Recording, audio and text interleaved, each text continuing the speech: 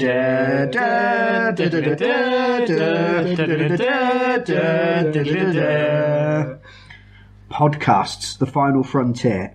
These are the adventures of the podcast Critical Twits.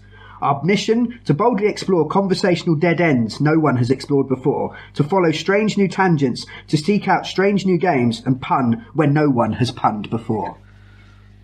You've ruined it. It's different and therefore it's ruined.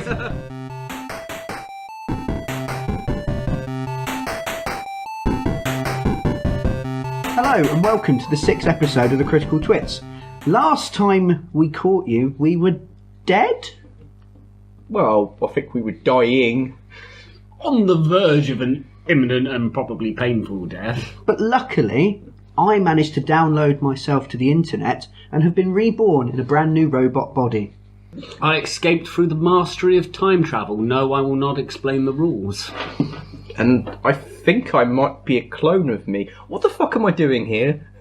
You're editing the podcast. I don't know how. This might be really poo. Use fingers, make noises sound good. Yes, Clone Aaron? Yeah. Yay! And hopefully that was a bit of a clue that now we are discussing science fiction. Yes. We've all forgotten how to do this thing. Dying and being reborn will do that to you. Yes. I'm travelling to a time before we started doing this. That's what's happening. And I've never done it before, so I've got an excuse. So yes, welcome to our science fiction special. We are coming to you live from a space station that we built in Aaron's garden and then fired into orbit not a week ago. Yes. I didn't really think Coke and Mento would work, but...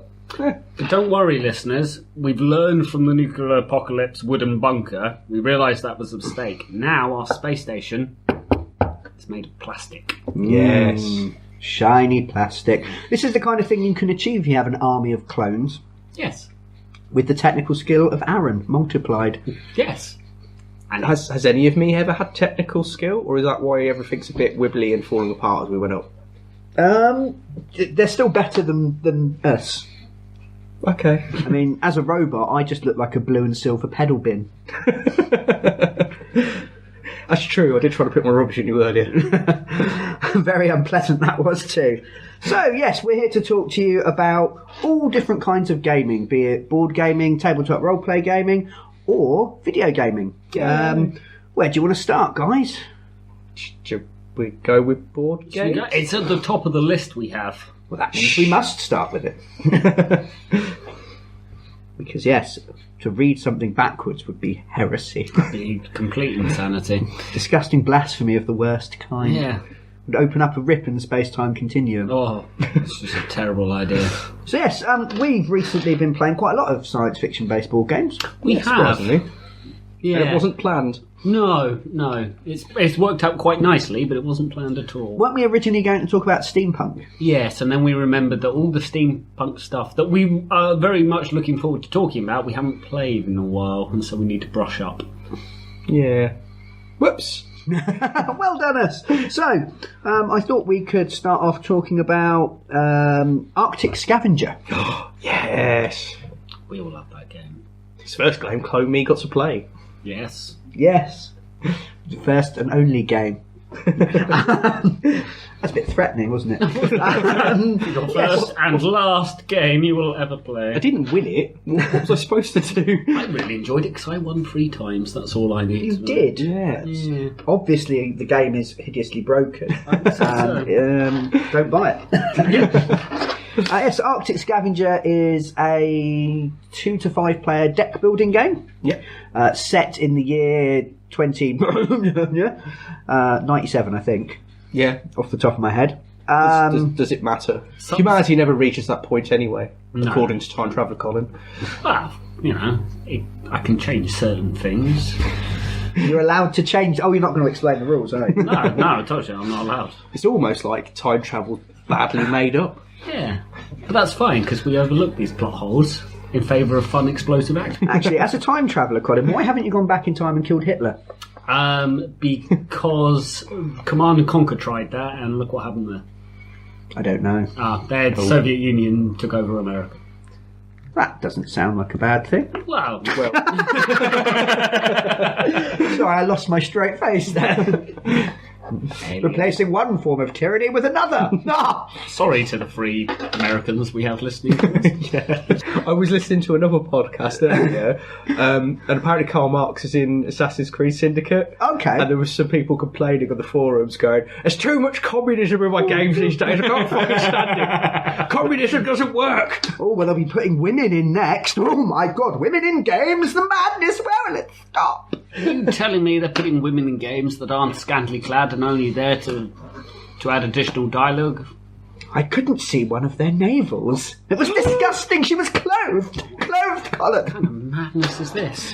More energy drink. Yes, well, that just proves that the human race is doomed. Full of idiots who need to get out more and read some fucking books. I'm really angry today. Yes, so Arctic Scavenger is a 2 to 5 player deck building game set in the year 2097. Yep.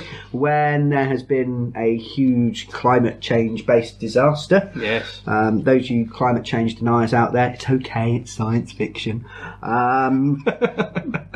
And humanity has descended into rival tribes, and your task is to scavenge the old world, digging beneath the snow, and assemble the tools and equipment you need to recruit the biggest tribe family. Yes. Why in these post-apocalyptic scenarios do people not just start again? Why is the old stuff always better? Surely it's destroyed and rubbish, and you could just build new things? Because the way science works, Aaron, is that each innovation builds upon the next. Without the Walkman, there would be no Discman. Without the Discman, there would be no iPod. Without iPods, there would be none of that streaming music stuff that the young people listen to. Spotify, that's the one. So what you're saying is we need to burn the man that started the Walkman. Got it. Problem solved. So I want to say something about Walkman, but I don't know what that is. Walkman? Yeah, have you just gone back in time and killed someone again, Colin? Yeah, it's fine. Don't worry. No, but yeah, the idea being that you're trying to skip all of that. You couldn't just go into the post-apocalypse situation and go, let's build a nuclear submarine. It would be really difficult. You need the other levels of technology, so it's kind of scavenging from the top of the tech tree, if you like. Does that make sense? Well, things like medicine. Was that too serious an answer? Is that not what you wanted? You look disappointed. Well, it makes sense, because things like medicine, penicillin, all that type of stuff. Everyone's dead and there's no nothing. Go and make me some penicillin. Yeah. Okay, I'll let some bread grow mouldy. There you go, done. Yeah. Where are you going to get the bread from? Oh shit! Yeah, there's intricacies to this I haven't thought of. Yes. The foibles of being a social scientist. Yeah, not even a real one, a cloned one. Excellent. Yes. So yes, and what did we think? What did we think of Arctic Scavenger? I thought it was amazing. I loved it. Yes, we've played quite a bit of Dominion in the past, Yes. which is what we used to term medieval shopping. Yeah. So you would lay out a deck of cards and you would draw a hand of either... You start off with coins and victory points, don't you? Yes. So you spend your coins, you buy something, you add it to your deck. And then once you've used up all your cards, you shuffle them, you put them back down, you draw some more, and sort of play continues round. Yeah. And the idea is to try and pick the different things that are available for you to buy to build sort of the most efficient deck machine, if you like. Yes. So you might put loads of money in there and then lots of cards that let you draw extra cards so that you can get more of that money into your hand in one go, so you can spend it on bigger and better things. I mean, just off the top of my head, you could have a foundry that would make coins. So you get lots of foundries and then lots of cards that allowed you to play additional cards, and then you put down all your foundries and got a giant pile of money. Yeah. And then bought victory points. And then bought victory points with it. Yeah. Now, what I like about Arctic Scavengers, very much in the same mould. I think it's the same publisher, Rio Grande Games. It is, yeah. Yeah. Your victory points is the size of your tribe, and quite often the people that you're recruiting are not only victory points, because in Dominion your victory point cards were dead cards. Yes. The more victory points you had, it kind of bogged your deck down. Yeah. Which was quite nice. But in this, you're you're recruiting people that are also points. Yeah. So it's got quite a nice sort of escalation to it. Yeah. You can do multiple things. You can dig through the trash pile. Yeah. You can recruit new people, and from the third round onwards, you can skirmish. Yes. So there is a deck of really nice cards that the person whose go it is to go first gets to peek at. No one else gets to see it. And then you keep some of your cards back and send them off to fight for it, and there's some nice fighting mechanics. There's some nice bluffing involved. At one point I sent a med kit armed only with a spear in order to contest the other things. I shouldn't try to copy that with my 2 shovels. Clearly shovels aren't as efficient as med kits. Well, they just kind of hung about together talking about what it's like to be shovel. Did they know good old Grandpa Scoops? That kind of thing. So yeah, you need to keep it. You need to mix it up a bit. Okay. Diversity is a good thing. Yes. But yes, so you can go all in for the skirmish, or you can use some of your cards to do other things and then put some in for the skirmish and hope other people are bluffing. Some of the things you win are a little bit like the victory points in that you might win a tribe family that isn't actually any good at anything. But it's a lot of people. A lot of points. Worth a lot of points, and they help you to break ties. Yes. So if your gang of thugs armed with spears turns up and there's a few scavengers armed with a pickaxe and their 10 mates who are rubbish, then the thugs will still give in to the greater weight of numbers. If you can't win by force, you win by numbers, independent of tie. I mean, we haven't played a lot of deck building games, but I kind of like them now. Yeah, I really do. Really enjoyed. I enjoyed Dominion. I quite like medieval shopping. Yeah. I prefer this game because of the fighting mechanic, the skirmishing. It's an extra layer that doesn't exist in Dominion. Yeah. And it makes it more competitive. Extremely. Whereas Dominion feels very self-involved. Yes, you're not playing... You're not kind of paying attention to what everybody else is doing. You're paying attention to your plan and your plan only, and you're sitting there looking at your watch, hoping that it'll be your turn soon. Yeah, you're just trying to count, like, oh, okay, that person's picked up that many victory points. I better not end the game this soon. It's probably about as far as it goes with Dominion. Whereas this one, you're more involved. Constantly looking, going, a fight started. He's put down 4 cards. What cards has he put down? What do I think? I've seen him buy this, and this. Or as we were starting to do, because we didn't really use them straight away, but we had the snipers and the saboteurs that can interrupt other players' goes. So at one point, was it you, Aaron? I shot your guy on the way to the trash yard so you couldn't dig anything up. Shot him. Calmly going out to dig through some snow to find some old tech, and the sniper picks one of them off. That's because I wanted to build a new society, Aaron, without the remnants of the old, like you wanted me to just now. It's not at all. I thought Aaron was winning. I was completely wrong. Yes. I told you should know this one now. I told you Rob was winning. You said you won 3 times. You only won twice. Rob won the third one, didn't he? Yes, yeah. You won 3 times that night. I won 3 times that night, but I didn't win all the games. Rob won that time. We actually did. We played quite a few games of it. We played 4 games of that, and I won 3 of them. Yeah. And what I quite liked as well is that the current edition that's just come out, I think it's the 2nd edition of the game, comes with 2 expansions. So we started quite basic. Yeah. But after 3 games, for our 4th game, was it our 4th game? Fourth game. We threw in the first of the expansion packs and took to it immediately. Yeah. But the dynamics of the whole game changed. It changed it quite a lot, didn't it? I mean, for example, one of the, I believe it's the HQ expansion, you get character cards.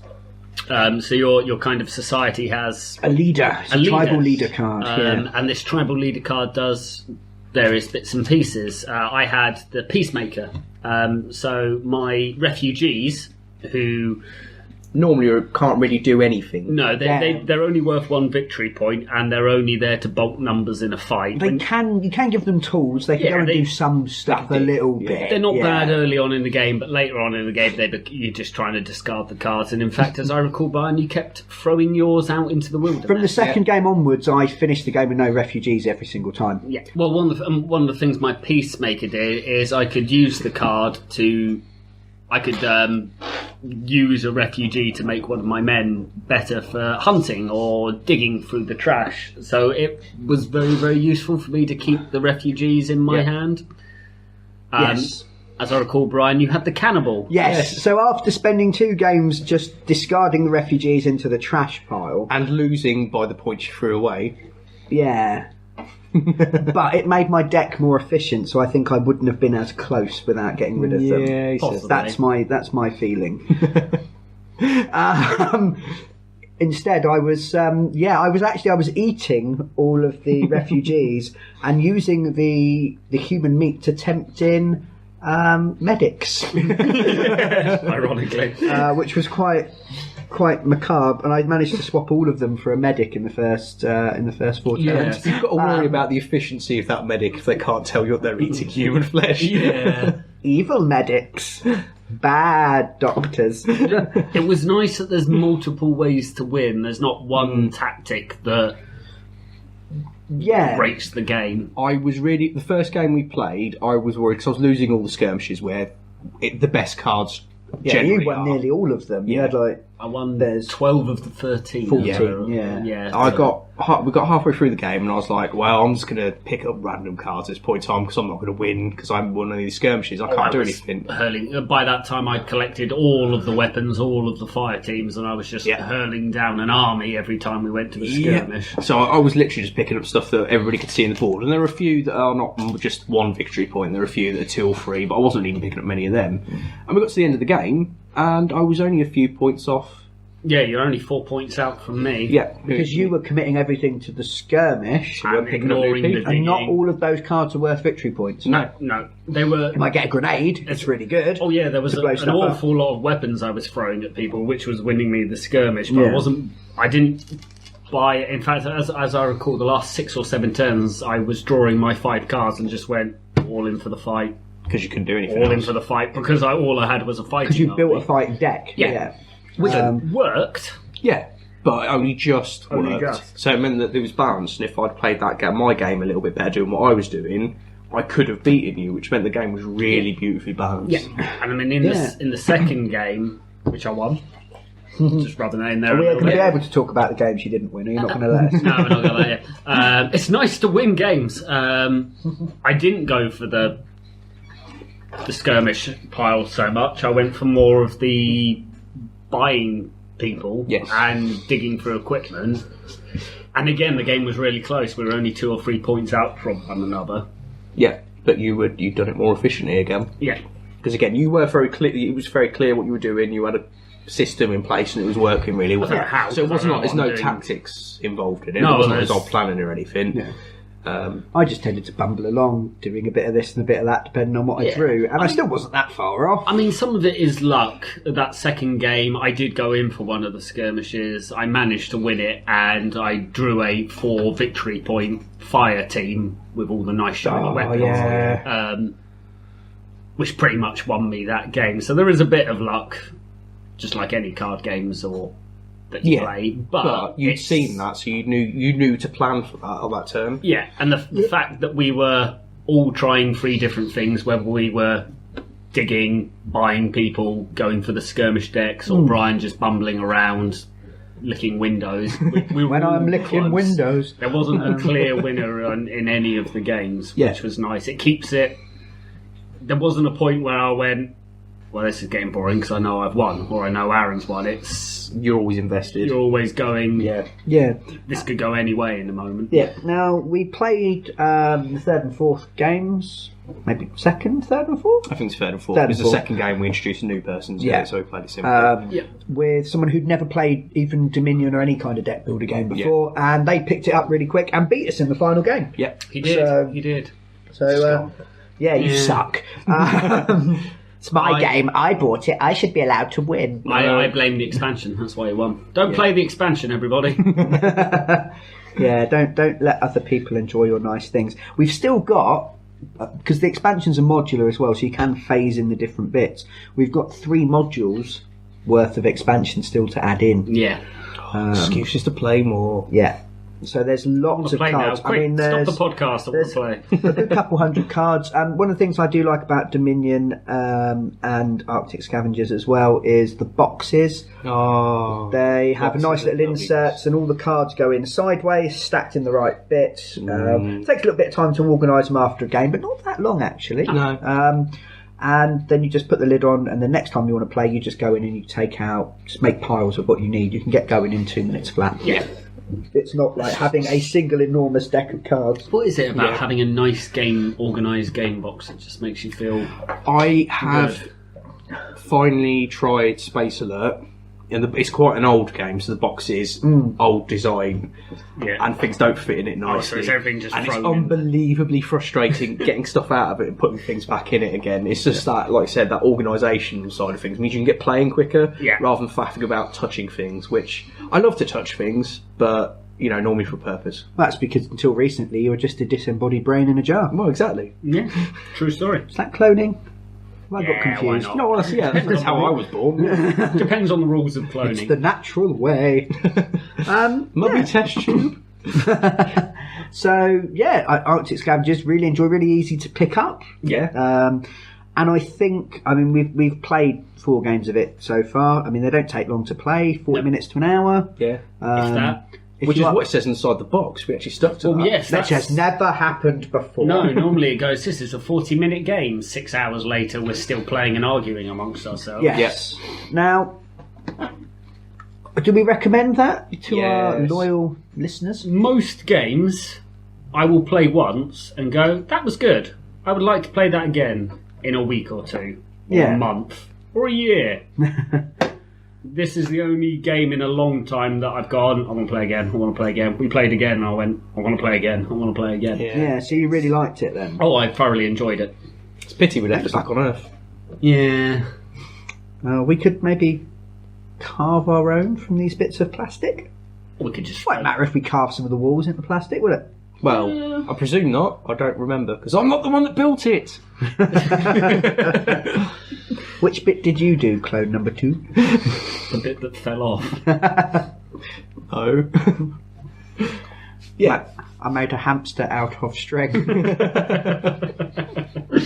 Now, that's a nice game. That was, 40 minutes to an hour.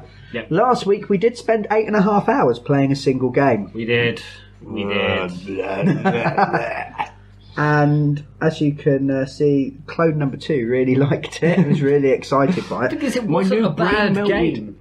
No. I've played worse games. There's a lot of things that I'd rather not do than play that game. Shall I say the name of the game to ground your exposition in context? Yes. Yay! Yes. Grounding in context. This is why we every keep you child's around. dream. We played Twilight Imperium, which is comes in a giant box that is big enough to sleep in. Yes. And heavy enough to beat all your friends and relatives to death with if they beat you at the game. Yeah. Yes. Or ask you questions about how the rules work, which everybody will do. Yeah. Yes. Actually, when our friend lifted it up and put it onto the table and dropped it, the table shook. Yeah. And he's built a table out of basically an entire tree. Yeah, it's not a flimsy plastic table. It's one of those wooden fellows. Yeah. It's an enormous, and we didn't use all of the rules. It comes with lots of the. I think it's 3rd or 4th edition, so it comes with a lot of the expansions from the previous editions in the box, and they slot in a modular fashion, so you can play with this or with that or without this or without that. Yeah. Now, it's essentially Risk in Space. Yes. With more complicated rules. So you start as an alien race on your home planet and you rush out to expand, and like all good empires, you are desperate to control and receive victory points. Yeah. Which will win you the game. Of course. Yes. Just like Queen Victoria herself wanted. Yes. Back into olden days. Do you think that's how old kings and queens did do it? They used to have a big map, a big risk map with this country's worth 2 victory points, that country's worth 5. Oh, probably. Yeah. When everyone was laughing at the king of Guatemala. Why Guatemala? I don't know. Sorry, Guatemalans. That's it's just a funny word. That doesn't make it any better, Brian. It's almost as funny as Tuvalu, That's all right. which is a real place. Is it? Yeah, Tuvalu. Tuvalu. One game I really loved, which you'll probably cut, is you can go on to Sporkle. Has anyone ever been on sporkle.com? I think it is. Yes. It's quizzes. One of them is a picture of the world. You get 15 minutes, and you type in the names of countries of the world. Oh, God. There are like 157 Something like that. countries in the world. I started to regularly get into the 120s. Yeah. So yeah, I mean Kiribati, Tuvalu. Good I names. could Good probably names. get to about Long 7, summer. and then Yeah. As I told you in a previous podcast, Respect. I don't do a lot over summer, so I decided to try and memorise all the countries of the world. fantastic. So that's great. Do you want me to name them now? No. Well, There's only so much oxygen in this ship. Yeah. well, none of them exist anymore. No. And you're a Oh, no, robot, that's a so you don't cloud. care. What is love?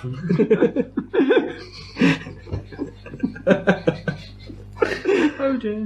Yes, so anyway, Twilight Imperium, as we said, is risk in space. So you start with your tiny little corner of the map. I really enjoyed making the universe, although... That took like half hour. But we did it first, and I had no idea what I was doing because I managed to deal myself a load of rubbish planets. So I quickly ran out and conquered all of the ruined, destroyed planets that contained no life, no resources, and no political clout. But you say that, Colin got dealt like all the asteroid belts, and just the only thing he didn't hiding get was the behind supernova. yeah. I was hiding behind a nebula and an asteroid belt with 4 planets to conquer, and then I refused to move because I got scared. Yeah.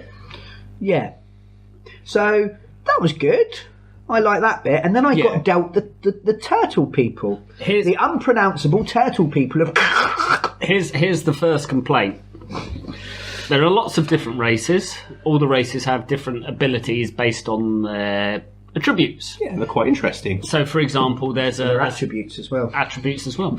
There's a race of lion-like space people who are very good at trading, and they get bonuses for all their lovely trading. Fuzzy space cats. Fuzzy I'd love space to have been cats. the fuzzy space cat. There's a race of kind of insectoid creatures who only got 1 bonus. They just got +1 to all dice rolls for killing stuff. Yeah. So they all... Aaron was the internet. Yes. Yeah, there was cyborgs. There was the internet. I had fish people. Yeah. You had fish tank Which people. were fish tank people who were very good with technology, so they got bonuses to that. But yes, all these races have a nice variety of different abilities, but you're not allowed to pick one. They have to be shuffled out and randomly drawn. Yes. Yeah. Which means I got the ultra defensive Turtles turtle people. that still look better than Micheal Bay's film. I haven't watched it. You can leave that in there because I want him to know. They look shit. You know when someone tells you about something and you know it's really, really bad, Yeah. and you don't do it, and then everyone else does it, and then they think you're weird because you didn't do it. Yeah. It's like that. Yeah. It's like when we were at school and our anecdotes just trailed off because we forgot what we were going to say.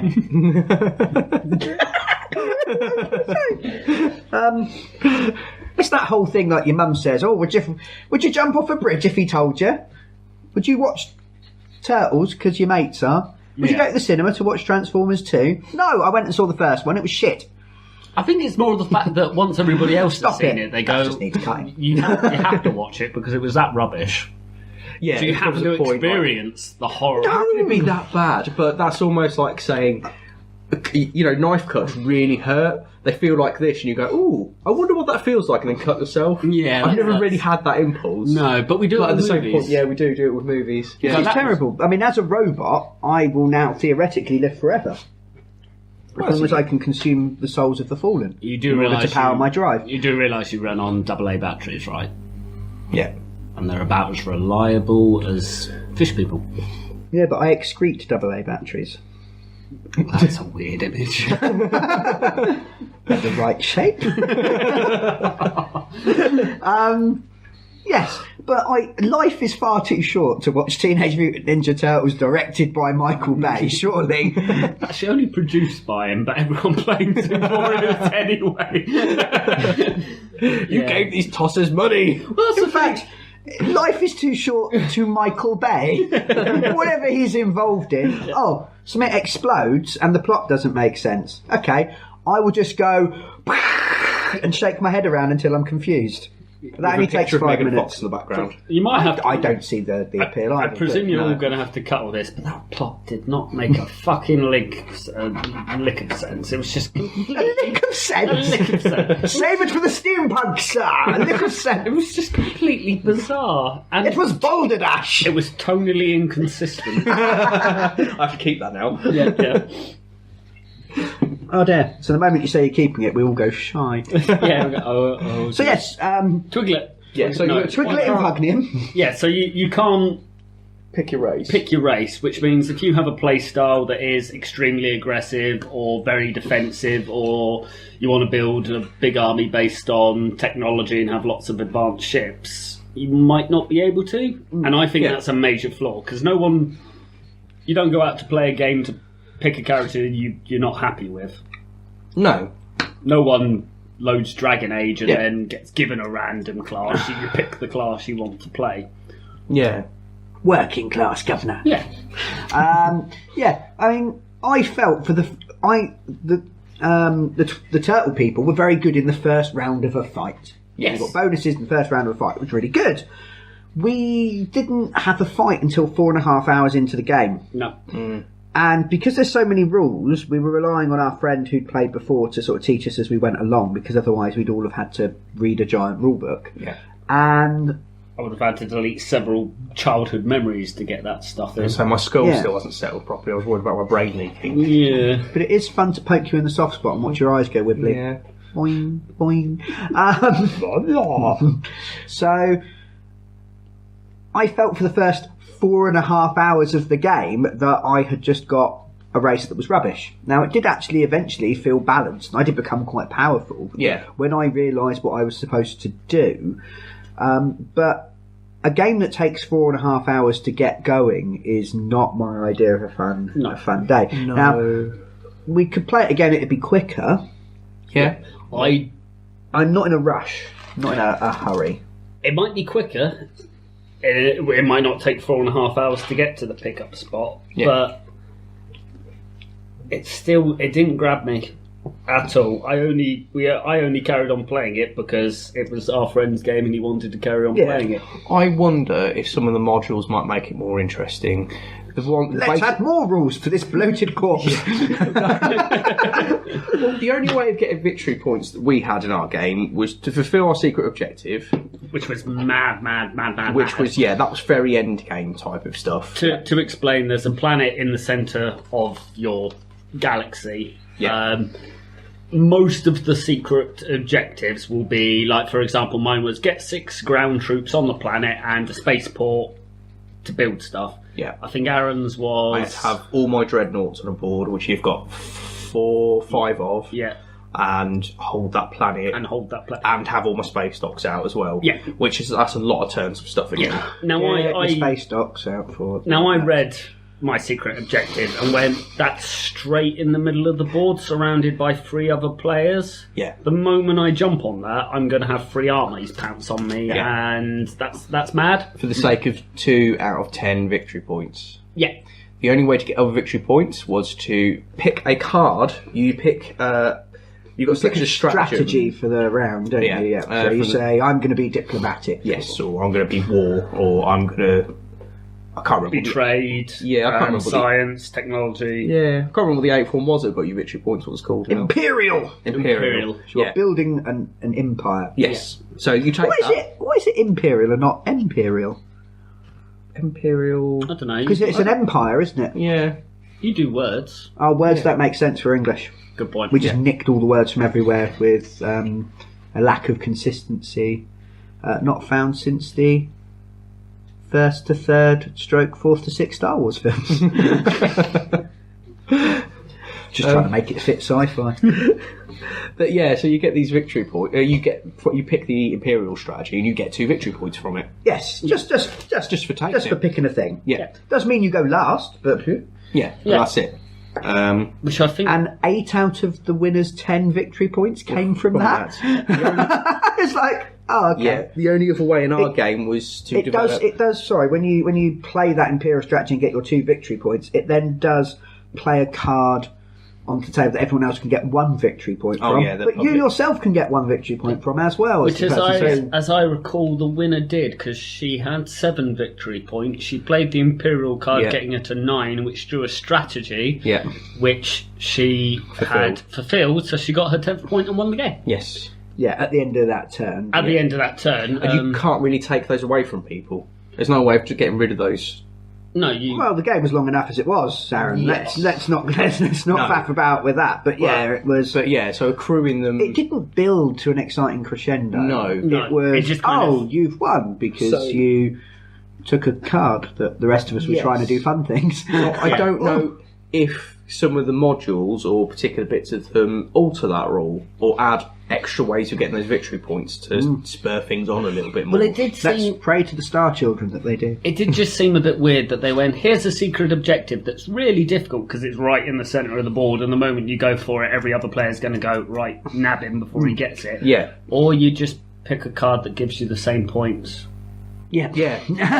And I'll sit in my corner of my little empire. I think I had I had 4 planets surrounded by a nebula and asteroid belt, and I sat there for 9/10 of the game. Yeah. I could have just picked that card, and there would have been nothing anybody could have done about it. I didn't, because I had fun. As the game began to pick up, I was picking the trading. Well, the only other cards, thing my yeah. turtles were good at were diplomacy and trade. Yeah, Trade and diplomacy. trade and diplomacy. So I diplomed and I traded and I diplomed some more Yeah. and got very minor benefits compared to 2 victory points for picking up the purple card. Yeah, Yeah. My No.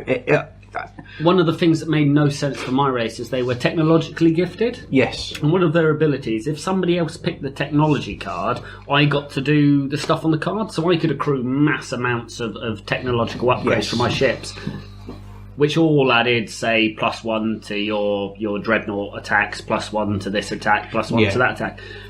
But all numbers. my attacks started at -1, Yeah. so all my upgrades... We're just slowly balancing out how Just balance rubbish me you were out. to start Yeah. with. Yeah. I mean, my there's the big ship. They look like Death Stars. Half a Death Star. It's called the War Suns. Hardest thing in the game. they were the death nipples, Colin. Death Yeah. nipples. Mine were at -1. There was no upgrade to make them harder. So although I bought one before everybody else because I quickly got the technologies needed to make one. Yeah. It was rubbish compared to everybody else's when they finally got them on the board. Yeah. And it felt a bit weird to me. It didn't make any sense. I only built mine because they're big semicircular things with a little bit coming out the top, and they looked a bit like shells. So I decided that my turtles wanted giant space shells. I was happy when you built your shells, especially when one got damaged, because when some units have multiple hit points, and when they get damaged, you flip them over. So he did just flip over this half shell, and it was amusing me to think they had a turtle upside down On its back in space. Right. I've fallen and gravity doesn't exist. Yeah. Yeah. I mean, the tech tree, I like that as a mechanic. Oh, there were so many nice little bits and pieces in it. Lovely, but again, like you said, they were all very combat heavy, and you really avoid combat as much Yeah. as possible because it takes up so much of your resources and planning and everything It's else. And it brutal, doesn't yeah. necessarily win you anything. No. No. When we realised that the player was going to win, we decided to throw what we had at her and attempt to stop her. And I took most of my massive army, and she completely annihilated it. Yeah. I had to run away scared. And it was even with two of the rest of us doing it, it still didn't make a difference. No, it didn't. It barely dented because all we'd done is sat there building up, terrified someone was going to come over, Yep. and then some bad dice rolls happened, and that was it. Yeah, I mean, with my my race was very combat orientated. You know, I got loads of bonus. I could build my dreadnoughts for a lot cheaper than other people. Because you're the internet. Yeah. Yeah. Just get angry and attack people Yeah. unnecessarily. We're hiding behind the facade of anonymity. Oh God, your Twitter. Anonymity. Anonymity. There we go. But why would I want to then commit my forces to an attack when I needed those forces to fulfil my secret objective, which is what I'd need to win the game? Yeah. Because if I lost my dreadnought in the combat, I'd have to rebuild it again, which would take more time. Which would be. But that secret objective was random, so you could have had my secret objective, True. which was almost exactly the same as Colin's. Yeah, the most of them centred around this middle planet, and that just seemed the only reason I went, I might do this, because I was within jumping distance of the planet, and I just sat on the edges and went, I'm not grabbing it. If I had 8 points, I would have jumped in, I would have made sure I had the last turn, and then jumped in, landed on it, gone, built, got my 2 points, I win. Yeah. But I couldn't get to the 8 points to begin with because our other player kept picking the card that gave you the victory point. So we just sat there. Yeah. It was I'd be interested, now I know how to play it, I wouldn't mind playing it again. Yeah. Giving it a better go. But I'm not being the Space Turtles again because I didn't like them. I'd sulked. I do apologise. I was probably not very fun to play with. You were moody for about 4 hours, yeah. Because it took so long. That's the thing. If you play a game that's a half-hour game and it doesn't take, and you're not enjoying it, well, you can smile, you can mess about, you can make it fun for other people, make some jokes. Yeah. I can't keep that up for 4.5 hours. No. I just kind of got a bit and then I realised that actually I was really good at this thing that I didn't know you could do until that point, and we'd kind of built our little empires up and such like, so I just went all in for the space nipples. And ran around stomping on people. I captured the middle planet. I was well happy. Yeah, you did. I mean, Didn't get any points for it, but very, very bored for the first 4.5 hours. Extremely bored. It did, as Brian said, it does pick up. Yeah, but you can't recommend a game when you say, well, the first 4 hours are a bit dull. That's like those second 4.5 hours really fly by. Yeah. It's like, really? I felt like I'd done a shift at work. Yeah. It's like having your kneecaps broken. Don't worry, having your kneecaps hit with a hammer for the first 4 hours will hurt, but after that it'll be alright, you'll barely feel a thing. Well, you will achieve a dizzying, adrenaline-fueled high, the likes of which no man can do. It's no thank you, I'd rather do something that doesn't involve having my kneecaps broken. Yeah. So, rather than playing Risk in Space, would we rather just play Risk? Well, brings us on to our next game, I believe. Yes. As long as it's Risk's Legacy. Yes. Jinx. Dullest podcast ever. I can't carry it on my own. I'm not funny. Shit, yeah, no, okay. Right. Risk Legacy. Please talk, I need help. I've not been around long enough to understand words yet. Don't sign no at me. Risk Legacy is Risk, but set in the future where we've discovered parallel Earths, and each game box is its own separate parallel Earth. So every person has their own unique parallel Earth. Yeah, so it looks like Earth, and it's set up like a standard Risk board. Yeah. Now, for those of you that don't know what Risk is, it's basically... Even my nan knew what Risk was. It's conquering the world. You build armies, you try and conquer areas of territory that then get you more armies to conquer the rest. Yeah. And... accrue victory points. Accrue victory points. Hooray for victory points. Yes, so you have these parallel Earths that you are trying to settle. Yes. So you start off as different factions that each have their own individual little models to represent their troops, which I really like. I picked the ones that I started with because they had little robots. Yeah. The little walking robot things. I mean, each faction, similar to Twilight Imperium, has its own weaknesses and strengths. Strengths, that's the word. Those weaknesses and strengths are picked in your very first game. You have a choice of two for each faction. Yeah. And you pick one of them, and you're not allowed to use the other. It's a sticker. You peel it off, you attach it to that faction, and that is it for forever. Yeah. And you take the other one and you throw it away. Now, if this sounds perverse and has you being a little bit sick in your mouth, you're not going to enjoy Risk Legacy at all. No, you will. You'll learn to like that. It feels wrong the very first time you do it, but like anal. No. No, I shouldn't laugh so much. It's just I'm shocked. I'm shocked and appalled. I would like to register a complaint. Dear Stuart Jackson MP. I think we should clarify. He's our local MP here in space. I think we should clarify that the Risk Legacy isn't a singular game you play multiple times. It is a campaign that has 17 games? 15. 15 games. And the world changes as you go. So that's the very first decision that you have to make is, okay, I'm going to be the space robot people, as opposed to space turtles. There aren't any of them. I'm going to be the robot people that... is it not Die Mechanica? Oh. They're the big guns. Who was I? Oh, I can't remember the name. I don't know, but he started in Europe a lot. Something Imperium? I can't remember. So I picked I picked my faction, and that's the first decision that you make, and then you play a game. Yeah. And then if you win, you might do something like found a capital city for your people, so no one else can start in that city. It's yours, and you take a little sticker from the box, and you stick it down. Yeah. And you name the city. Yes. So I had Icetropolis in Iceland. Yeah. As you do. So I had Icetropolis. Is it Iceland or Greenland? Greenland. Yeah, because Greenland's a separate thing. Iceland's a tiny place where mums go because Kerry-Katona exists. No. I've lost my train of thought now. It's just trains. Or there's...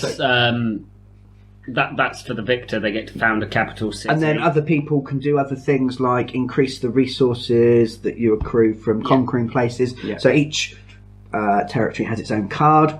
So you might go, let's make this particular place somewhere that's really worth fighting over.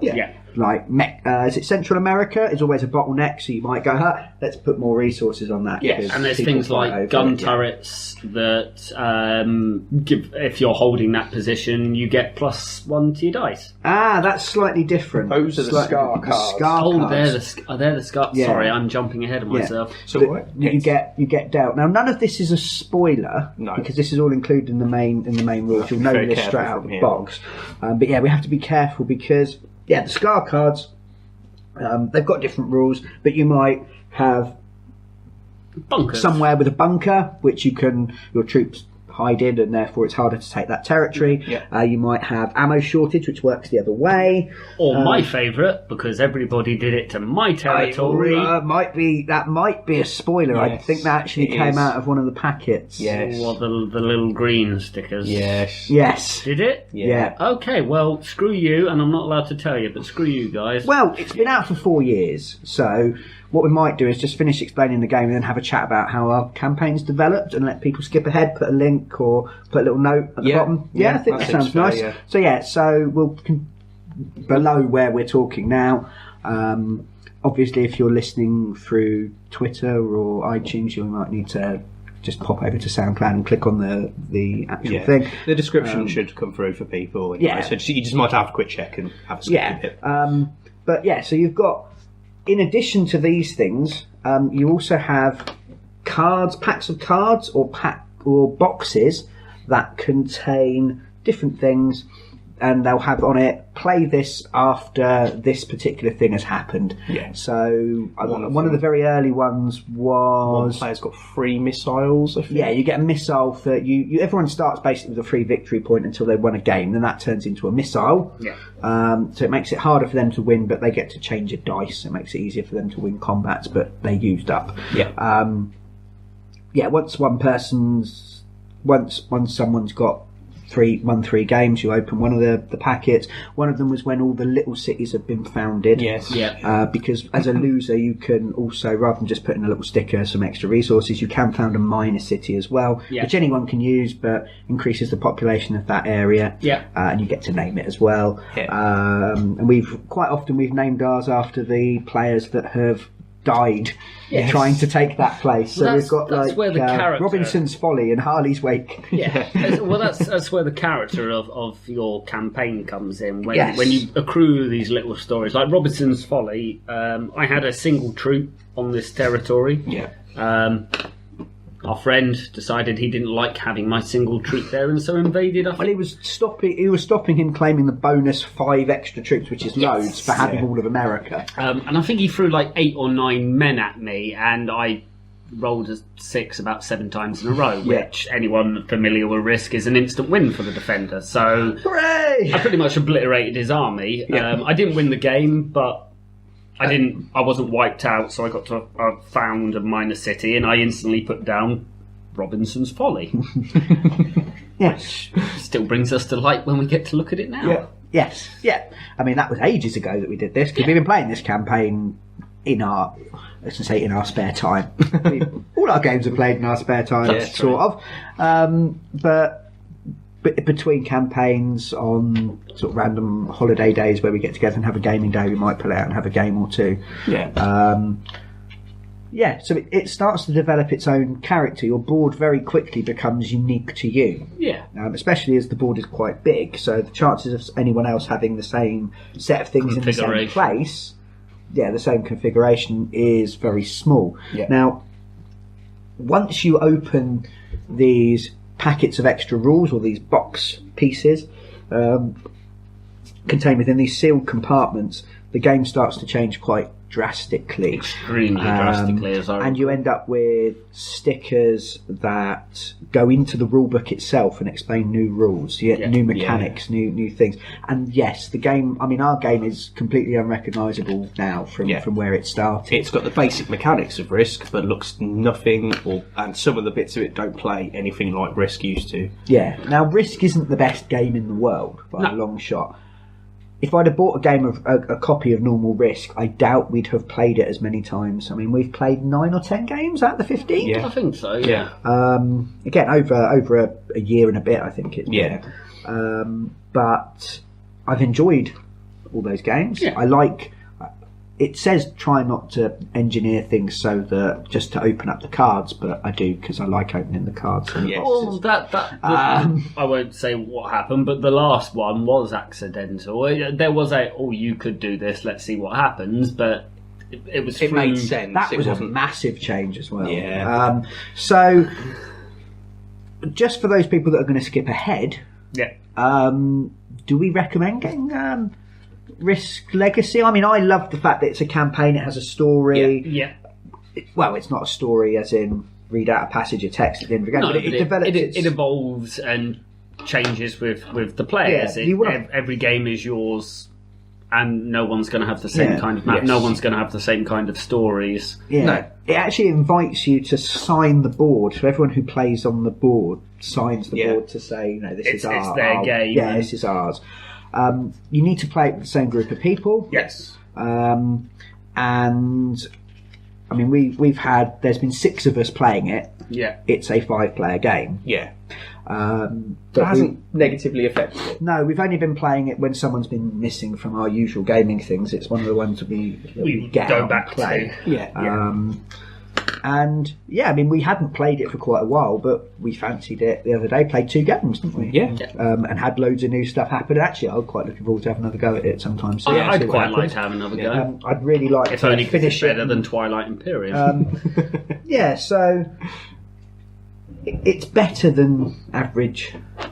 It's better than any other Risk that you can buy, really, as far as I'm concerned. It's more expensive. As I recall, you paid £75. No, it's only about 35, I think it was. Oh, I'll shut the hell up then. Maybe 40. Yeah. Oh, you wouldn't pay that much for a normal copy of Risk's 20. 25, so maybe. it's about twice the price of a normal Risk, and in some way you can carry on playing after your 15 games, but once those 15 games are done, you're not going to get any more changes. Kind of the campaign is done. Yeah. But those 15 games are well worth £40. Yeah. And you can continue to play it afterwards and fight over the mess of the world you've created. Yeah, and it'll be a game of Risk with lots of extra rules and lot more things of interest to do. Which you find more investing, because it's all a mess over here, but it's a mess I created and I want to hold on to it. To be quite honest, I would happily carry it on, rule a line off and start counting the 16th, 17th, because you sign the board when you win. Yes. Yeah. You will run out of space on some of the cards and things that you write on as well, but I'd happily keep recording things. Yeah. I would. Just for giggles. Yeah. Nothing else. Yeah. And also we need to make sure that every single bit is open, Yes. which we might not manage in the first run through. No. So yeah, I really enjoyed it. You've got that tactical strategy war game kind of feel to it. Yeah. It is a fairly quick game as well, especially the first few when everyone's got 3 victory points. Yeah. You don't need to do too much to win. No. And it's very quickly to build your armies, and you'll very quickly end up in conflict. I think one of the games I was in conflict on first turn. Yeah. Yeah. I walked over there and his army was there and I took it out. And that's it. At the moment one person fights, it just erupts into a massive brawl, which is what you want. Yeah. And I have to say that I am a risk god. Yes. Because of the 9 games that we've played, I've won 6 of them. Yeah, I've won one. I've helped you win because I didn't want other people to win. Yes. I do this terrible thing in games where I just stir the pot every time anyone does anything that is completely unrelated to me, and I've got no right to be involved, and I'll just lean over and go, well, that's a bit dodgy. Yeah. And then everyone else ends up fighting everyone else, and still a year and a bit later, you guys fall for it every time. Yeah. And then I sneak up from last position and win in a flash of. Which is how I won, as I recall. I manipulated Aaron by going, don't worry, I'm going over there to Brian. And I did, and I took his homeland, which got me a victory point, and then I went south and took Aaron's homeland, which won me the game. Wrested it from still slick with the tears of his children. Yeah. Yeah. So, for those people that are still with us, hello! So, well done. spoilers! Some spoilerific... Spoilers. Some spoilerific spoilers. Spoilers, delicious spoilers for Risk Legacy. Yes. So, some of the things you can do in Risk Legacy. Let's start with some of the minor things. There is a capital city you can build. A world capital, not World just capital, a world yes. capital. Which we haven't actually built yet. No. Which then opens up the final packet that we've got left. Yes. There is a secret package hidden somewhere in the box. You'll have to find it for yourself. Check its anus. It says do not open. Do not ever open under any circumstances. Yes. Yeah, it's been really difficult not to just... Yeah. Game 16, we're just going to put it out. And I'd really like if you opened it and it signalled everything else to self-destruct instead of the useless pile of burning board. I almost wanted plastic. to go, we told you not to open it, now take... men will be round in 5 minutes to burn your gaming board. This game is now done. Other minor things. The radiation. Yeah, I'll say your favourite Scar card. Yeah. For people, since you're listening to the spoilers, this was horrible. This is absolutely horrific, and you're all a bunch of jerks. Yeah. I pretty much. For people listening, you're all a bunch of jerks. For the people listening, these guys are a bunch of jerks. I held Australia. Australia's split into 4 territories. It doesn't earn you many extra troops, but it's a nice little boost early on. Oh, that's the way you win Risk. In the words of Eddie Izzard, you sit in Australasia and you build up. Yeah. I think I then spread through China, Japan, Mongolia, and just kind of swept up that board, and that was the time I won. Hooray for Colin! On Australia, we had a kind of little theme going. There were 3 cities and my capital. Yeah, which meant that no one else could start in Australia. Yeah, I pretty much chicken man. I pretty much blocked it off. But each one of the cities was named after in some version of hell. So we had Dis, one of the cities in hell. We had Gehenna, the entrance to hell. Hades. Yeah. And can't remember the last one, but it was something hell based. Grimsby. Yeah. Apologies to our listeners in Grimsby. But it was nice. Tell us where you live. We'll come and rescue you. But it was nice. And you live in Grimsby. I felt comfortable like Grimsby, in my little section, and I was very happy there. And then there's these radiation cards which constantly kill troops, and they put it straight on top of my capital city, and then they put another one on another one of the cities, it's pretty much killed Australia because Mad Max. Yeah. I mean, it fits with the hell theme really well, that it's an irradiated hot wasteland of death and decay. But if you die in hell, where do you go? Oh, and then to screw it That over... would be an ecumenical matter. Yeah. To screw me over even further, one of the added things you can do is you've got trade routes. Well, not trade routes, but sea routes that link the continents. You can complete missions to deploy. Yeah, Yes. you can draw your own on in certain circumstances. Australia was only connected through sort of Indonesia and Yeah. those little islands. They connected Big ass Australia islands, sorry. to Africa. Yeah.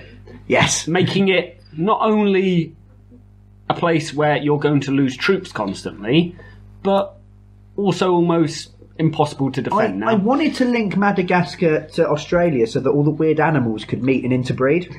Not when you've irradiated it, they won't. No, because then they're more likely to mutate. Yeah. Oh, and therefore kill more of my people. Yeah. Yeah. Yeah, so that's some of the things how you can screw your friends over if you feel like it. Ruin their capital cities. Yeah, well, I quite liked Africa as a starting place. It was a nice little area, and especially since the route opened up, I could go take Australia from you and rub it in your nose. Yeah. But now that's been ruined for me. Yes. Oh, yes. We should probably explain this. They're one of the secret packets. The conditions for opening it is you had to use 3 missiles In a single combat. in a single combat and have 30 troops on the board? Or was it just the... It was just the missiles, I Yeah. do believe. It was just the missile. But you had to use 3 missiles in a single combat, which, as you can imagine, is a complete and utter mess for all troops involved. Yeah. It's a rarity. Yeah. Now, just to really wind all our friends up who they may or may not listen to this, but the game, there was only me, Brian, and Aaron playing, as I recall, actually. It was only... Rob was there, was he not? No, it was just the 3 of us, because we went... Rob was there. We were at Rob's house. I think I might be thinking of a slightly different expansion. Okay. I know the one you're thinking of. Yeah, when it was just the one 3 of us, I wasn't and we... there. It was you, our other friend, and Yeah, we Brian. probably should stop using people's names until... We can say James, Yes, we said James. although saying his name 3 times summons him. That's true. Well, I've got that Like, all entirely wrong, because can I'm thinking of an entirely different circumstance. Let's start that again. You do the missile one, because I don't remember Oh, no, what occurred. Well, no. The first really weird thing happened when we opened one of the boxes was when I placed 30 troops down. Yeah. And it turned out that I got those troops from... Space aliens. Yes, and it added an entirely new faction to the game with new miniatures. Yeah. Glow in the dark. Their own little thing, and an island that they live on that connects. You can put it anywhere in the sea and then connect it to any 2 nearby territories. So I connected South America to Africa, the other side of That's Africa. what I thought you were talking It may interest you to know that I have been steadily building up bonuses, again, things that you can unlock as you go through, for starting in Europe. So I'm messing up the rest of the board to make it harder for them and more, making it easier for them to mess with each other, because we're starting to sort of get little home territories and home turf that only we can get into and things like that. So I was being really mean. And in that particular game, I was losing quite badly. And won. And even those 30 troops probably wouldn't have been enough. No. But then it let me place them down on the alien island, and I went, I can win because I can send 15 that way, 15 that way, and I got 2 easy victory points. Yeah.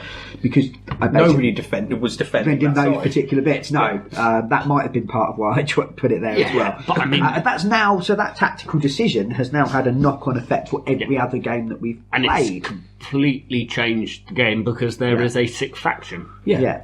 Now, one thing that was really, and there's the most we were talking about that thing of you'll grow to like changing the board. One of the things you can do when you win is you can rip up one of the resource cards. Now, you can get these, if you win a fight, you get to draw one at the end of the go, and you can get like a blank, well, not a blank one, but one that's really rubbish if you don't own any of the bits that are available, and they kind of cycle through. Yeah. You've got a choice of 4 different territories.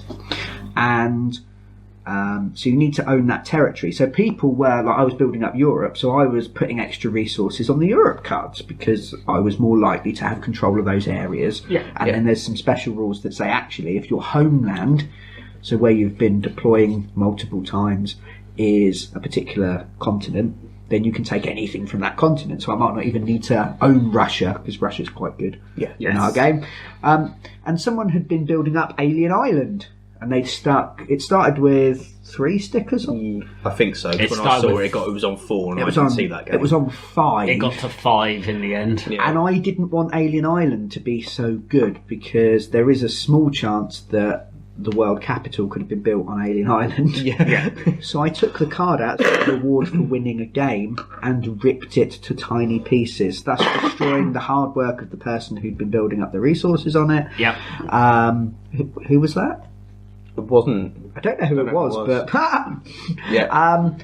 but I went to rip it, and my hands didn't want to do it. I had to force, because I held it up and went and had to force myself to do it. Breaking part of the game. And actually, it's almost like a sacrosanct thing. You don't do that with bits of games. You need all the bits. In fact, it's quite rare to get a game that's got enough spare pieces for you to even lose one thing. One of the things telling you to rip cards. One of the things I like about Ticket to Ride, apart from the fact that it's just trains, is that it gives you spare, because part of the system is that once you start with the same number of trains each time, you use them up as you go, and the game finishes when someone gets to a certain number. So obviously, if you lose any of those trains, and they're fairly small, then it could completely ruin the game, because you've got a faction you can't use, whereas it gives you some spare ones in the box. Yay! Nice. Most games don't do that, because obviously the cost of providing extra bits, spare parts and things like that is bad. I've noticed a trend where things are putting in blank cards, so if you lose a card or damage a card, you could, in theory, write it in again, but again, not happening too much. I like that. Please do more of that, please, games people, please. But ripping up something from the game felt so wrong, and then when I did it, you looked horrified. Because you've just ripped something up from a game. Something that somebody had been, I can't remember who it was, but somebody had been building that up so as a strategy. It was like you might as well have taken that card and force-fed it to them. That's what, in my head, that's what you did. You jammed the card down his throat and made him eat it. But that was playing the long game, the fact that this is a campaign.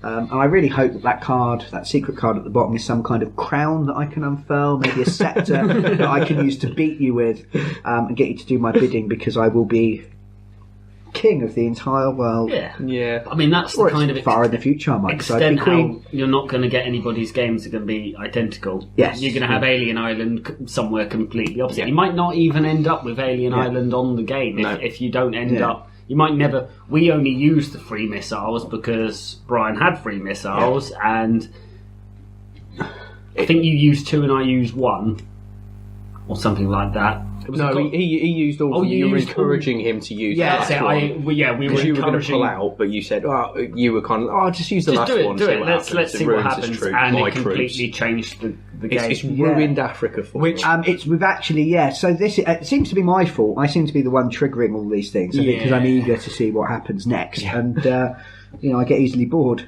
4.5 hours in. I would like to take the opportunity to apologise to our friends, because at the time there were only 3 of us playing, and we went, we'll play a game, they're not here, we're here, we just want to play a game, it's not going to matter, it's not going to affect anything. And then when we met up with them all later, we went, sorry guys, there's now an Alien Island, a sick faction, and 14 extra rules. And shit's hit the fan. Sorry guys. I remember walking into the room just as you don't introduce them and went, what the fuck has happened? And alien spaceships descend. It was, sorry Aaron. This is why I've bought so many games, so that I don't get curious and do these things in other games. Then we were playing, 4 of us.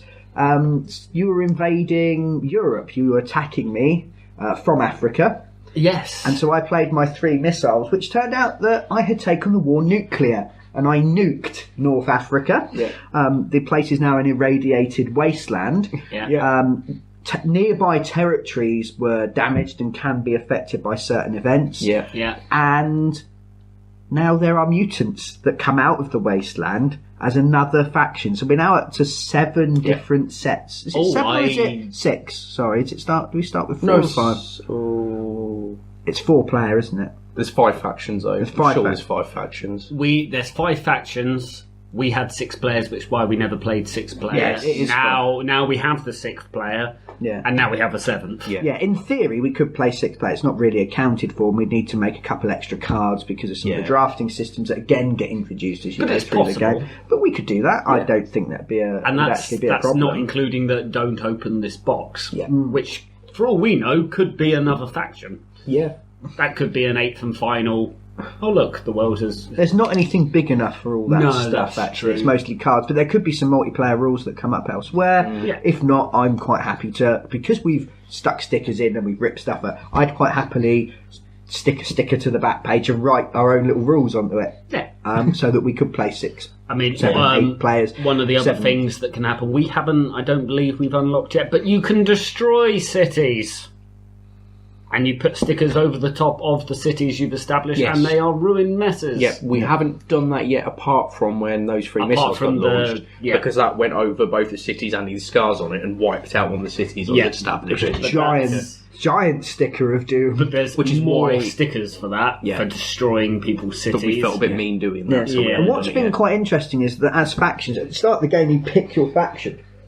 And you take turns, and we've mostly been sticking with our own factions because you get bonuses and we like the way they play. But in theory, any of you could take my faction off of me. The mutants and the aliens have different victory conditions. They add cards into various decks that get used. There's like event decks and missions that you can complete. Again, the game does increase quite a lot in its complexity. Yeah. And they have their own ways of winning the game. They have different rules, they have different abilities, and each time they've appeared, they've then given opportunities for the original starting factions to accrue different abilities as well. Yeah. Really, really nice, actually. There's all sorts of stuff. And I think there's things like you can get an ability for each faction for when it's been destroyed. Yeah, because only one happened. That's only we've only got that on one faction. So that faction is actually slightly more powerful than the others. Yeah. Your faction releasing the aliens has a different colour sticker on it that gives you less willpower or something like that. People don't trust me, so whenever I conquer a city, I lose more troops. Yes, because they go, it's alien sympathisers. That's right, it's alien collaborators, I think it was called. So also got a massive disadvantage. His favourite faction's got a massive disadvantage against the mutants because he's now the bringer of nuclear fire. They hate to destroy him. Right. But I'm their pappy. They wouldn't exist without me. Yeah, I think that's you ungrateful children with your tentacles. So basically, me and Aaron we're fucked. Mine's an irradiated mess, and Aaron's is a nuclear apocalypse. With Brian sitting in the centre in Europe, who'd have thought? Quite happy and safe and secure. I plan on playing the mutants next time, and but I want to play that faction because I feel like they're mine. Now, other people are less likely to take them now because they've got these serious disadvantages. But I feel like they're mine. I want them because I've played them all the way through so far. Yeah. So I will take them. Yeah. Well, it's like I'd like to try the mutants, but I've been playing. There's bear people. Yay! Not as in there's lots and lots of them, but there's bear people. There's bear people bloods. But there are savage wild people who ride bears into combat. And I thoroughly enjoyed playing them because you've got factions with artillery units, factions like Brian plays with mech units, and then you've got a kind of a Mad Max desert faction, and then I've just got my faction who rides bears into combat and uses sticks. In fact, one of the artwork pictures has one of the bear people climbing onto the mech and pulling the rider out, which always amuses me. I'm bringing sticks to a gunfight. And bears. That's the second time we've done a bears joke on this podcast. It's terrible. So there's loads of things that change, and we've really enjoyed each of the different things that come in and changed the game over. Made things different. Quite interesting to see what other people have done in their games. If anyone out there has played a bit of Risk Legacy, what have you done in yours? What are your little stories? Because we've got a little background, a story for our world now. Basically, my faction are horrible. They're a totalitarian nightmare. They're future Nazis. It's horrendous. I'm a corporation, aren't I? Yes. Yeah. Oh, God. Yeah. You're the Bank of America, essentially. Is I am the Illuminasties. Illuminasties. Yay! I like it. Yay! Here on the space station, no one can hear you pun. That was kind of okay. So that's Risk Legacy. Really been enjoying Risk Legacy. Yeah. I think the times that we stopped playing it has been because we've had a couple games where nothing's changed, and then we're like, oh, we're just playing Risk. What I'm really excited for, and will be purchasing at some point very soon, making you all play, is Pandemic Legacy. So it's the next Legacy game, and we'll save our excited discussion for when we've actually played a few games of it. That'd be handy. Consider we might even maybe do some audio logs for it. So Yeah. Well, sort of every time we play a game, we'll have a little bit of a discussion. Yeah. If maybe people are even- interested in that, yeah, definitely. Yeah, and we'll do that. I would actually quite like to try it in character, because you get to play the same character over and over again Okay. in the game. So you what you're pick a saying is character. we can actually roleplay while playing a board game. Yes. I can't see a damn side. That seems fine to me. So yeah, very excited about that. So yeah, if you'd like us to have a go at that, then that means I can justify spending all the money on it. Yay! And claim it as an expense. And we all love it when Brian spends the money for us. We do. Yes, you filthy students. It's how I got my cloning tank. Yes. I had a spare few pounds knocking about Trissy. They can tell us a few pounds. And sometimes the Aaron was asleep. I needed another one for when he was asleep. Because I don't sleep, because I'm a robot. I'm a posh robot, apparently. Apparently so, yes. It's my robot voice. I need to make it slightly camper and I can be C-3PO. Yes. Yes. I'm not even going to try because it'll just be offensive. Final board game that we've been playing, space board game, science fiction board game, Cosmic Encounter. Yeah. It is a silly game. Yes. It was a very silly game. Cosmic Encounter, you play an alien race. One of 50. One of 50, yeah. Lots and lots of different Yeah. alien races, each of which has different abilities, Yeah. different ways of affecting the game. You start with a system of 5 planets, and your task is to establish colonies on the planets of your opponents. First person to get 5 colonies elsewhere wins. Hooray!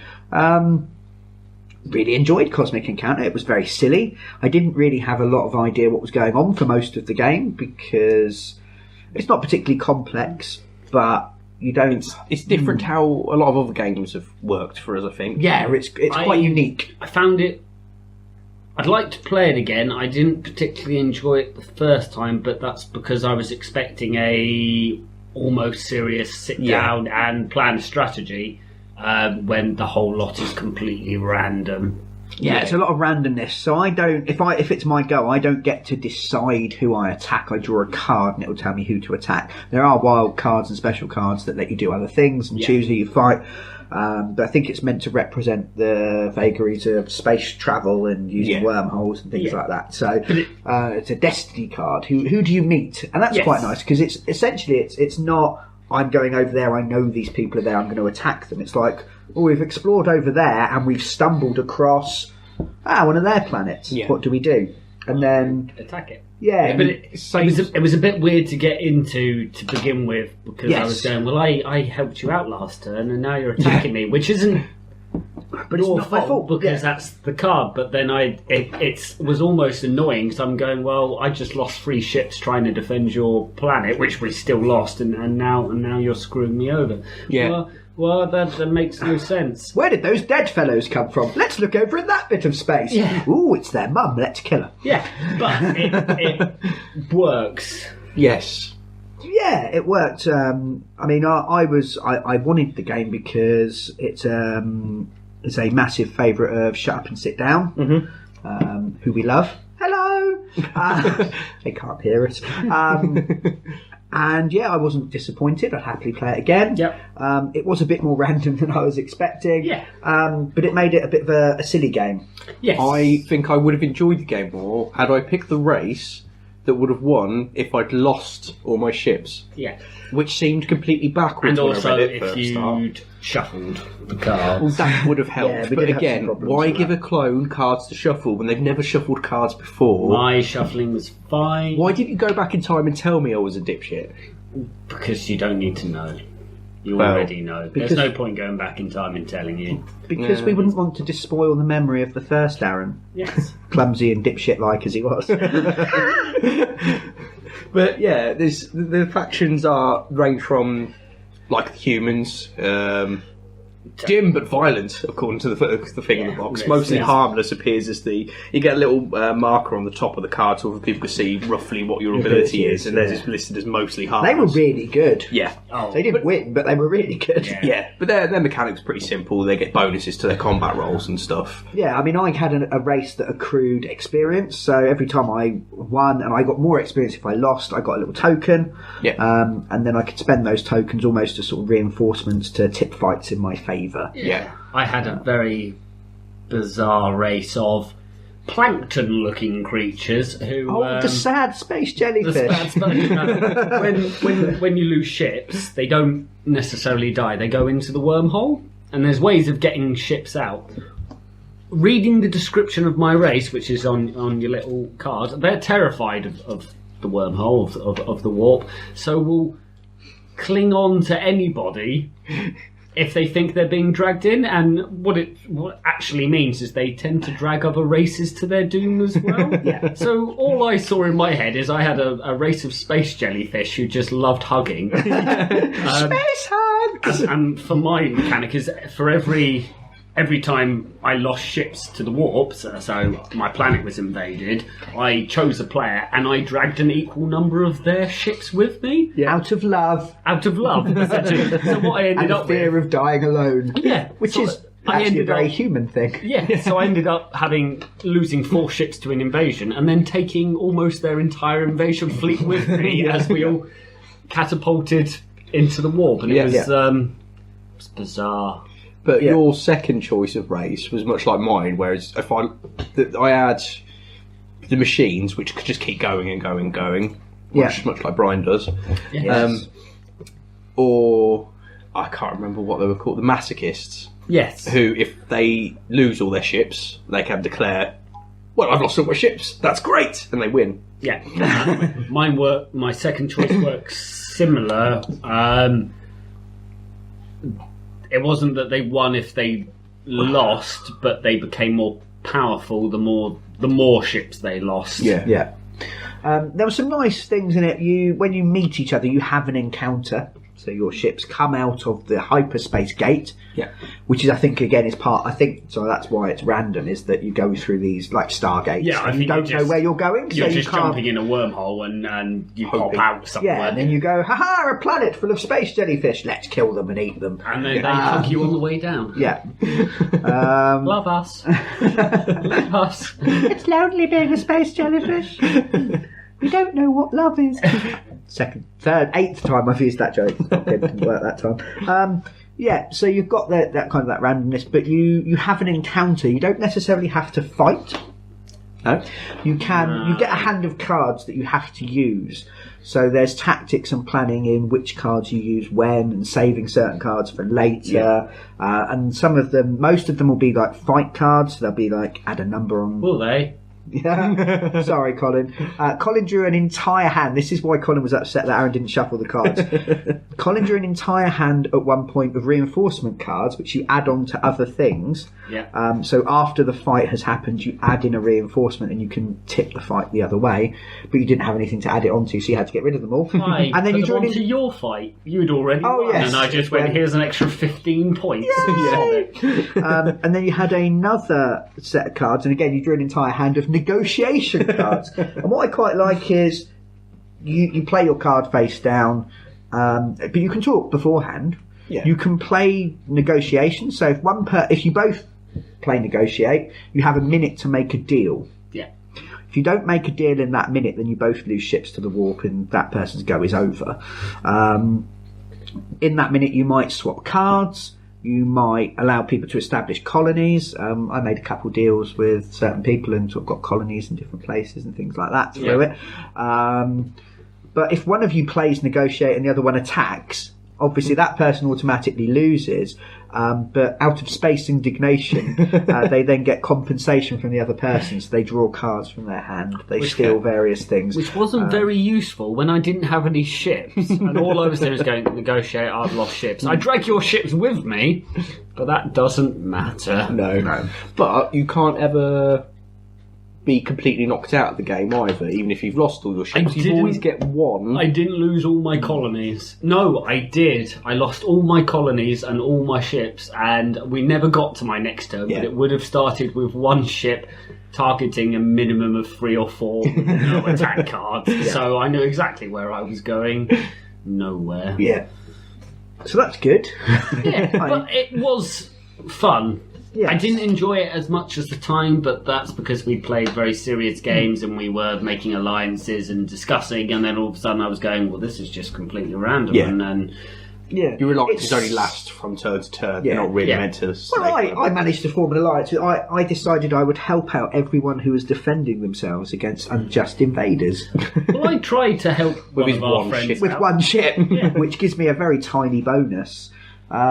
But yeah, everyone seemed to quite like that. Yeah. And you kind of fought amongst yourselves. Because really a lot of the tactics come from the alliances that you seek and then accept or reject or similar, where you can invite people to help you. They don't have to accept. For the start of the game, everyone was saying, oh, anyone can help, and you can decide who's going to help who. Yeah. And then you get either bonus ships back or extra cards, which is always useful because it gives you more choice. Hopefully something good. And you've got that. So there was still that tactics and that politicking. Yeah. It was just, I think it was a bit odd for us to get our heads around the idea that we weren't in charge of who we were attacking. Yeah. But I think the early game that screwed my fleet over completely, and there was no recovering after that. But I'd very much like to play it again. Yeah, it is quite silly. It's quite quick. Me and Aaron got screwed over by our other player because he asked us to join in and defend him, and then deliberately put a weak card down, which lost more of our ships than it did of his. Yeah, which I'm not forgiving him for at all. Next roleplay, I might have to kill his character. I have to say that was probably the nastiest thing that anyone did in that game. That was really mean. Because by helping somebody defend, if you win as a defender, you get that many ships that you put in back out of the war. Yeah. I only had desperately needed ships. Yes. I only had about 4 of 16 ships left. Yeah, so, and I think I put 3 ships in. I only had 1 ship after that, and I just threw everything and went, well, it's okay because I'll get an extra 3 ships back. And then he deliberately lost the fight. Well, you said, are you going to win the fight? And he said, I'll do my best, or something like Which that. Which I should have realised from this person that he said stuff like that before. Yes, and then, you weasel. I was going to try and make a weasel noise. Oh, weasels fuff, don't they? Yes, they do. Weasels and tigers. Thank you, QI. Yes. Fuff me like a weasel. Yes. A bit odd. Yes. Yeah. So that was both. I mean, I found that brilliant because I then mopped up the floor with you two. Yes, you did, and won the game. Which was lovely. Yeah, it was one of my own games I was allowed to win. Yeah, which doesn't normally happen. So yeah, it's quite light, it's quite fun, and there seems to be a lot of variety. I mean, each of 5 players, we could play 10 games and all play a different race each time. Yeah. I think that's what we're going to do, isn't it? We're going to set aside the ones we played and play a different race each time. Only took 20 minutes to play. Oh, there were 4 of us, sorry. Yeah. It only took 20-30 minutes to play. Yeah, it was really quick. And that was still, we were learning. Yeah. You could probably bash a game out in about 15 minutes. Yeah. Well, maybe.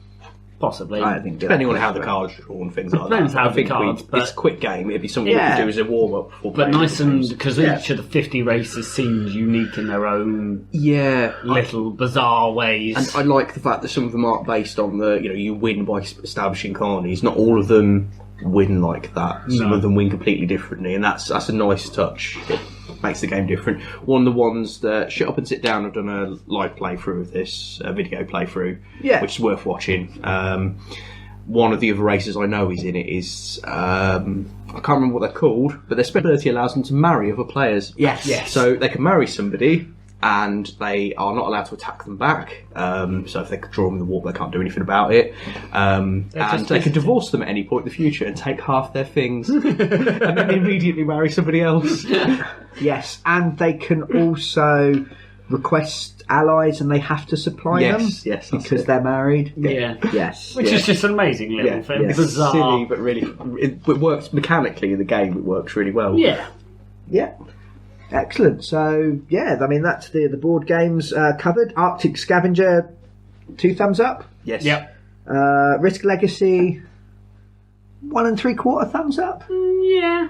It's still Risk. Yeah, It's still Risk. It's better Risk. It has. If you don't like Risk at all, you No, you hate won't Risk, enjoy that, yeah. then you're not going to enjoy it. If it's one of those games that I think most people have played or at least are aware of, Yeah. it's not a particularly brilliant game now, but I do like what they've done with it, and it does Yeah. make it worth picking up and playing again. Yeah, definitely. Cosmic Encounter, Yes. good, we like. Yeah. And Twilight Imperium, we're more all set aside a day and maybe tackle it again at some point. Yeah. I'm in Yeah. no hurry to.